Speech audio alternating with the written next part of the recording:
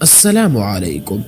ہماری تاریخ میں بہت بڑا خوبصورت نام عبداللہ ابن زید رحمۃ اللہ علیہ کا ہے۔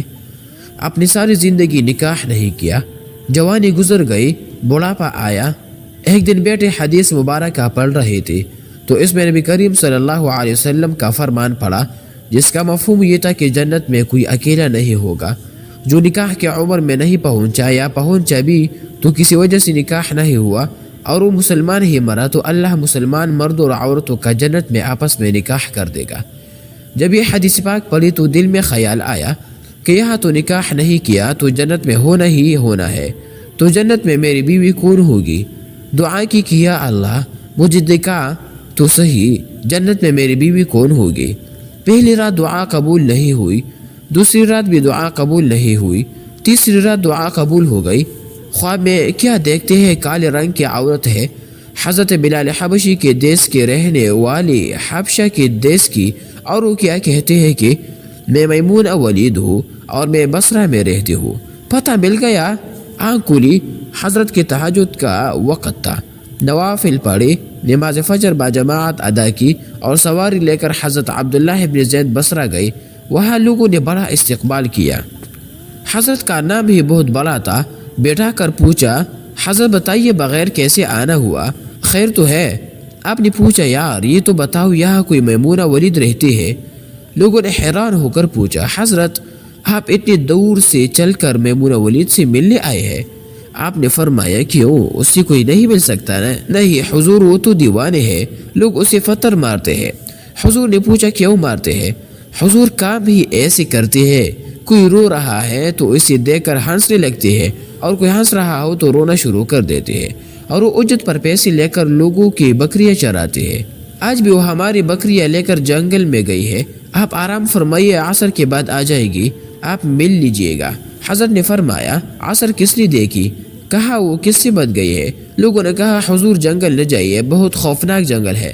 آپ نے فرمایا، بتاؤ وہ کس طرف گئے ہے؟ لوگوں نے بتایا۔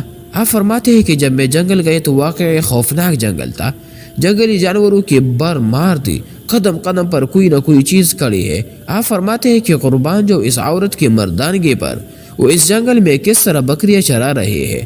شیروں نے اس کی بکریوں کو ابھی تک کھایا نہیں، اتنے درندے ہیں، سارے مل کر حملہ کر دے تو کیا کرے؟ یہ اکیلی عورت کس کس کو روکے گی؟ خیر، آپ فرماتے ہیں کہ وہ جگہ جہاں لوگوں نے مجھے بتائی تھی میں وہاں پہنچ گیا۔ جب میں وہاں پہنچا تو منظر دیکھ کر میں حیران رہ گیا، وہ حیران کر دینے والے منظر تھے۔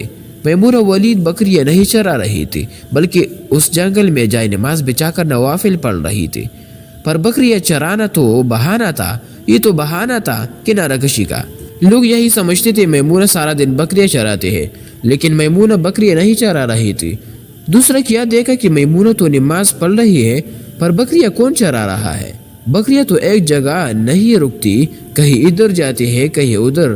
آپ فرماتے ہیں کہ میمونہ نماز پڑھ رہی تھی اور شیر بکریاں چرا رہے ہیں، بکریاں چر رہے ہیں، شیر ان کے ارد گرد گھوم رہے ہیں۔ اگر کوئی بکری بھاگتے ہے، اس کی فطرت ہے شرارت کرنا، تو شیر اسے پکڑ کر واپس لے آتا ہے، لیکن کہتا کچھ نہیں۔ آپ فرماتے ہیں میں حیران و پریشان کھڑا تھا کہ یہ کیسے ہو گیا ہے، یہ فطرت کیسی بدل گئی؟ لوگ کہتے ہیں فطرت نہیں بدلتی، یہ شیر و بکریوں میں یاری کیسی ہو گئی؟ آپ فرماتے ہیں میں دنگ حیران و پریشان کھڑا ہوں، مجھے نہیں پتا کہ کب میمونہ ولید نے نماز ختم کر دی اور مجھے مخاطب کر کے کہتے ہیں کہ اے عبداللہ، ملنے کا وعدہ تو جنت میں تھا، آپ یہاں آ گئی۔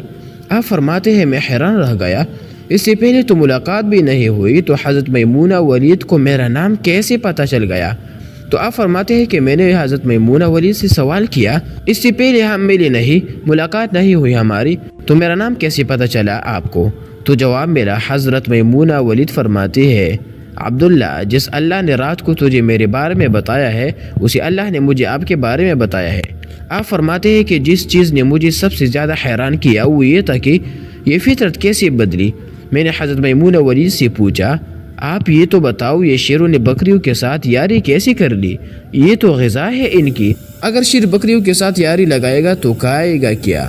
یہ معاملہ کیسے ہو گیا؟ تو حضرت میمونہ ولید فرماتی ہے، جب سے میں نے رب سے صلح کر لی ہے، اس دن سے ان شیروں نے بھی میرے بکریوں کے ساتھ صلح کر لی ہے۔ آپ سب بھی کر لو صلح، یاری لگا لیے کہیں دیر نہ ہو جائے، رب کے ساتھ اپنا تعلق مضبوط کر لیے۔ کتنے سال گزر گئے، ہم نے کوئی اللہ کے بات مانی، لیکن وہ کھلا بھی رہا ہے، پلا بھی رہا ہے، دکھا بھی رہا ہے، سنا بھی رہا ہے، سلا بھی رہا ہے، جگا بھی رہا ہے۔ نماز پڑھیے، اللہ کی یاد میں زندگی بسر کریے، یہی حقیقی کامیابی ہے۔